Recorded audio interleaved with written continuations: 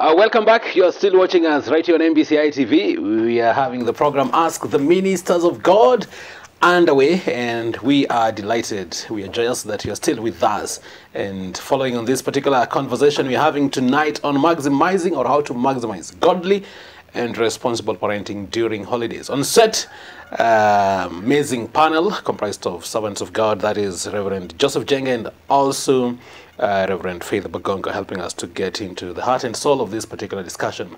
We are also roping you in, even as you continue giving us your contribution. Maybe what do you think could be some of the challenges, what needs to be done to maximize godly and responsible parenting? Social media pages, Facebook, that is MBCI TV, and YouTube, that is MBCI TV official, or shortcut platform, that is 23814. Feel free to interact with us on those platforms, and we'll appreciate. Karibuni tena.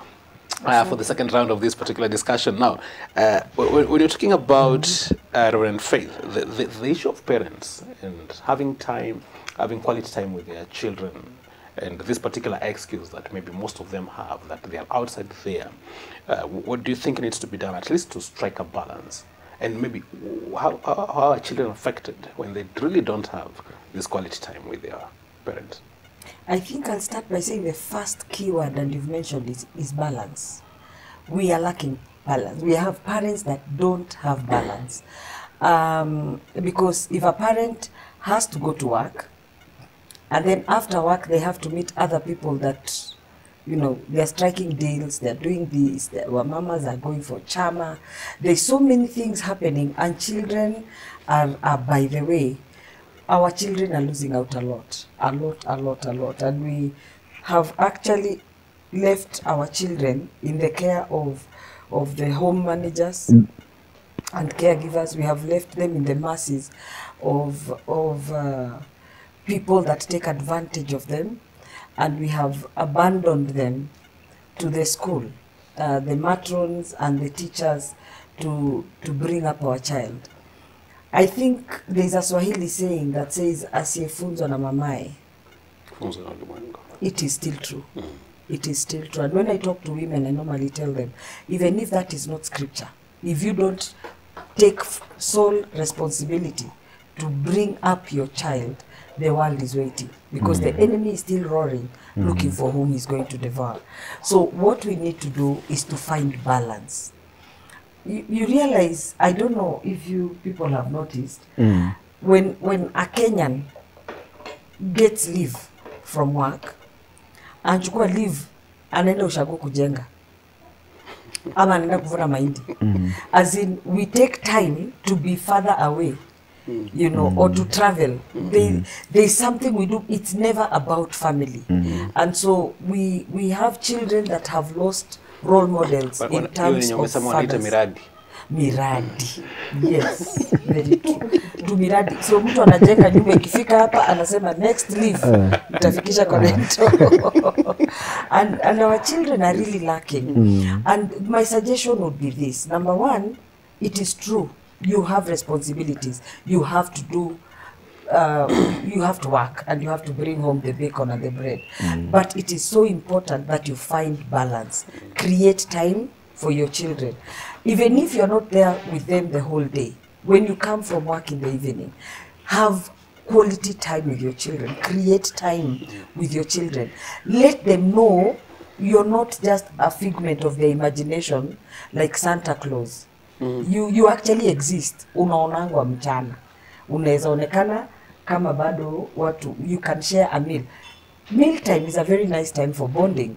And I also suggest, when you are home, be home.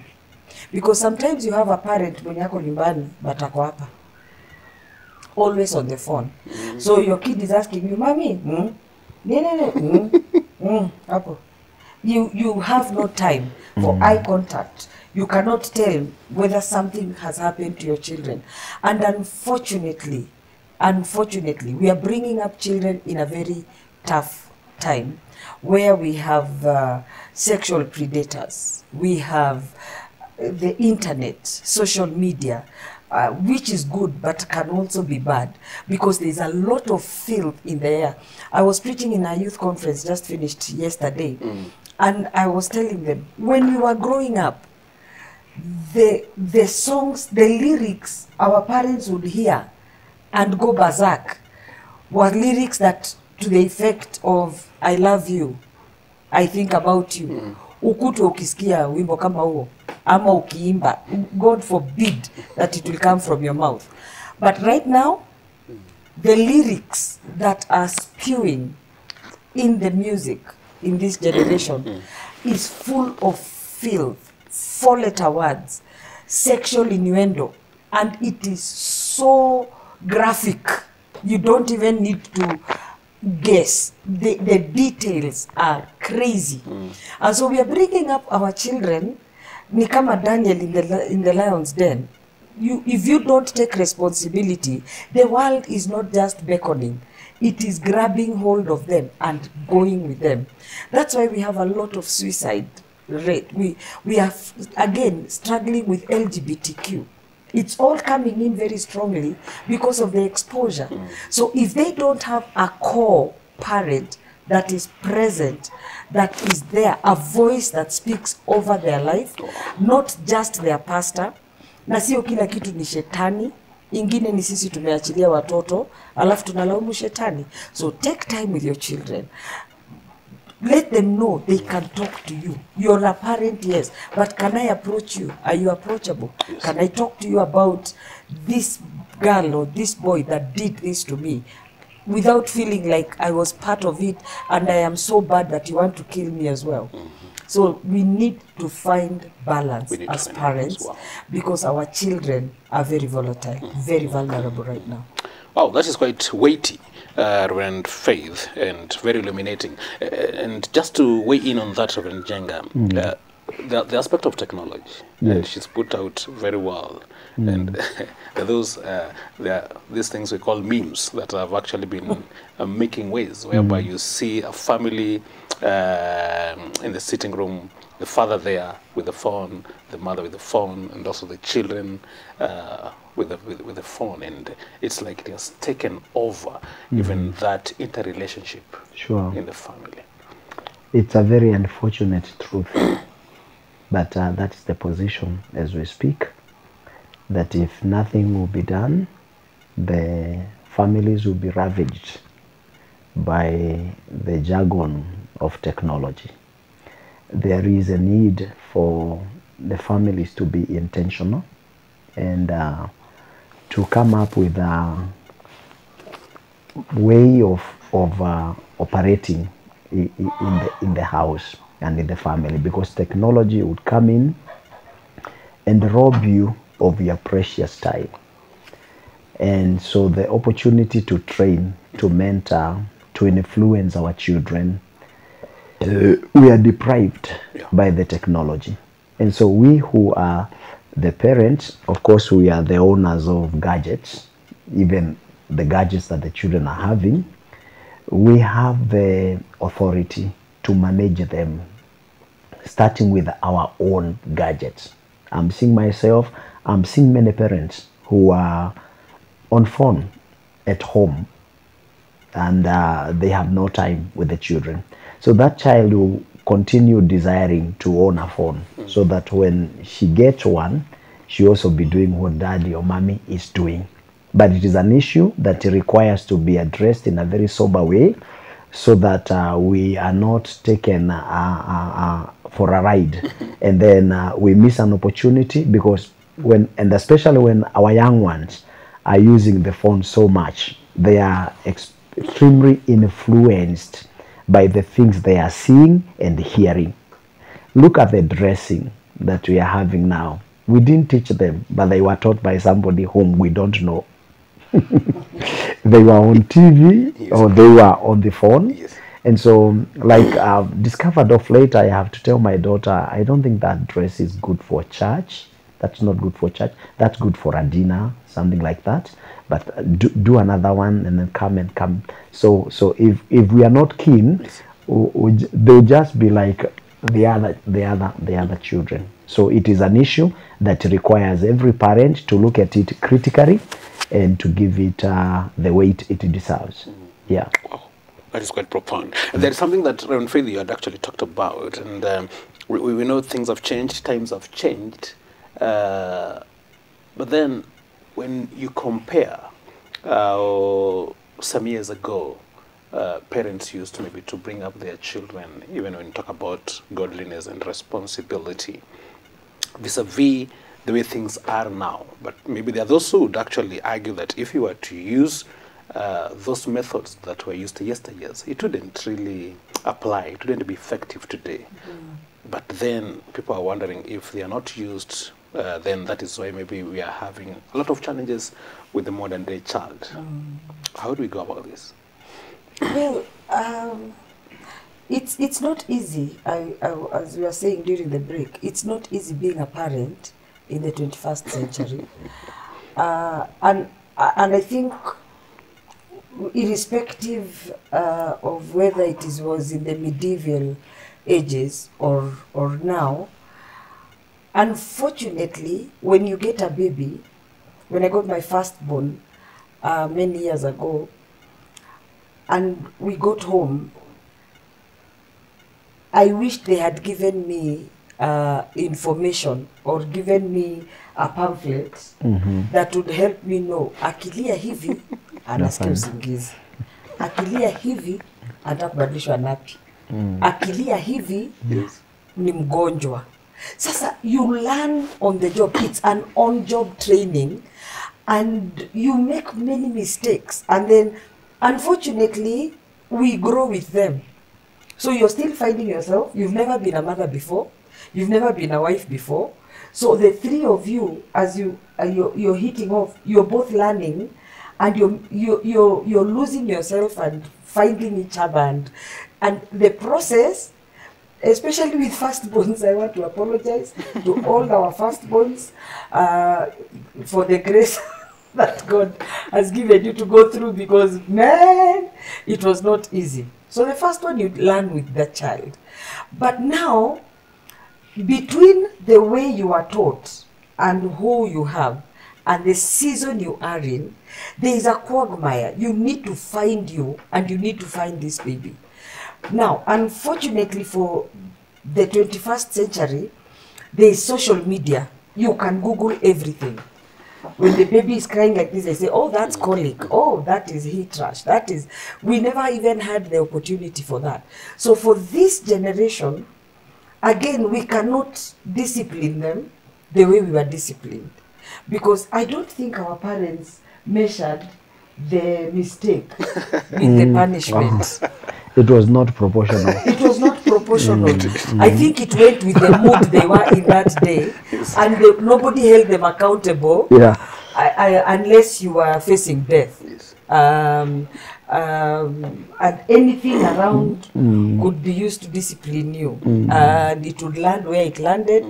You would break a limb, and even the doctor would not feel as if that was an issue. Because kama uliiba na ukavunjwa hiyo mkono, huwezi iba tena, ni discipline. So we cannot do it the way it was done to us.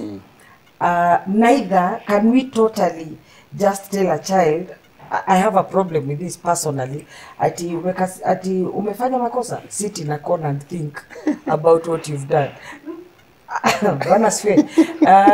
Hiyo ni tricky. Hiyo ni tricky. So you need to find what works for you in this generation. Yes. I still believe that biblically the Bible has given me authority to give you a few hopes, but at a certain age, and a certain, when a child is very small, this finger will make them know you cannot do it. As they grow and they keep growing, and then there's a place you don't beat, you sit, and we talk. Yes, we have to agree. We have to agree. My house, my rules, you're mine. Mungu alinipea wewe for now. Wewe ni wa hii nyumba na wewe ni wangu. You're eating my food in my house. You will obey my rules. Yes, and we will agree on that. And we can even have a discussion. Kunaweza kuwa na judge, na lawyer, na mshukiwa. We can have the whole 10 yards, but we will come to a conclusion. Wow. The Bible says, come, let us reason together. So there's a place of reasoning. Wow. Yeah.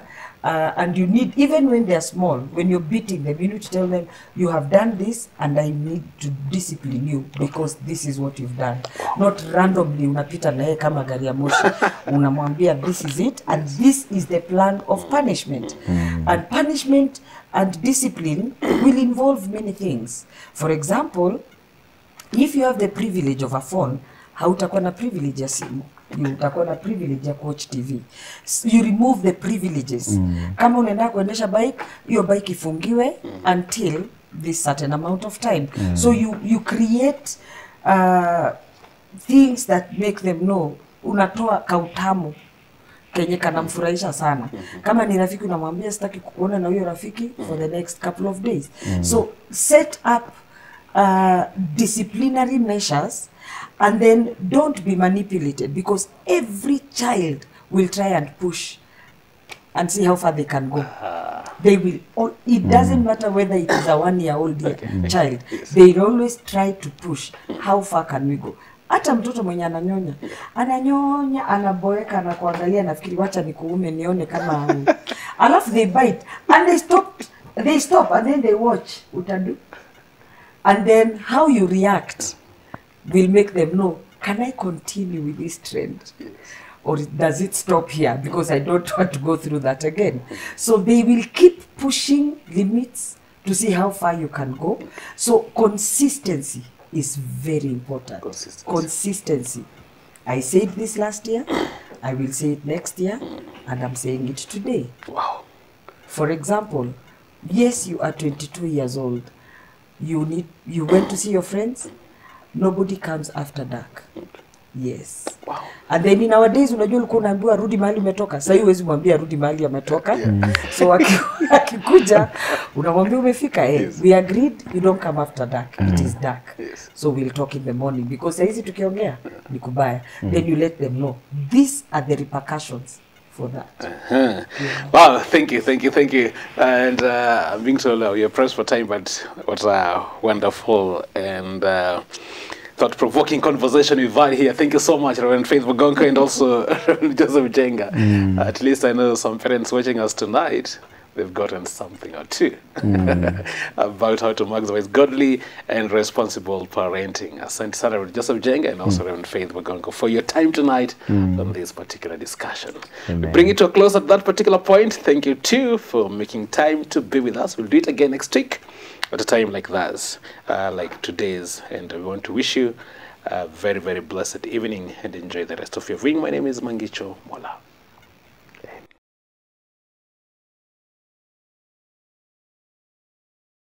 Nuggets of Wisdom with Apostle Dan Gishimo. Never place your life on a betting scale.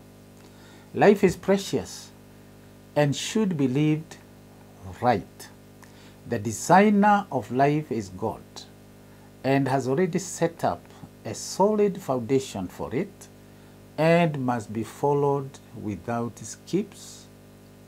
It must be followed according to God's standards. Only then you reap the benefits of it.